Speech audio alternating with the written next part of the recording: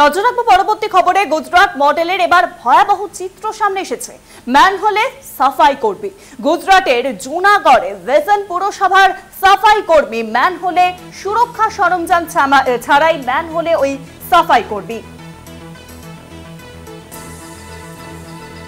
ম্যানহোলে সাফাই কর্মী গুজরাটের কিন্তু এই ছবি সামনে আসছে।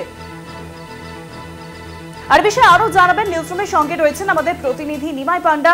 নিমাইদা, গুজরাটের এই ভয়াবহ চিত্র সামনে আসছে, কি ঘটেছে, কেন ঘটেছে? শুভাঙ্গী, ভয়ঙ্কর চিত্র, ভয়াবহ তো অবশ্যই। 2025 সালে একটি দেশের একটি মিউনিসিপ্যালিটি এলাকায় সেখানে একজন সাফাই কর্মী, তিনি কোনো রকম সেফটি ইকুইপমেন্ট ছাড়া তাকে ম্যানহোলে নামতে হচ্ছে এবং তিনি সাফাই করছেন ম্যানহোলের ভেতরে ঢুকে। এই ছবি আবার যদি হয় গুজরাটের, যেখানে গুজরাটকে নিয়ে রীতিমতো প্রধানমন্ত্রী নরেন্দ্র মোদী থেকে শুরু করে গুজরাতের বিভিন্ন বড় বড় নেতা তারা দাবি করেন যে ভাইব্র্যান্ট গুজরাট। এই ছবিটা কোথাকার?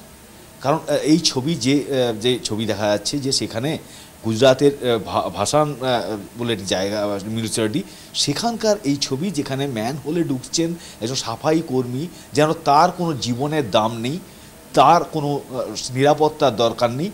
সেখানে তিনি কোনো রকম নিরাপত্তা জনিত যে সমস্ত ইকুইপমেন্ট দরকার হয় সেগুলো ছাড়াই তিনি একেবারে জীবনের ঝুঁকি নিয়ে তাকে নামতে হচ্ছে।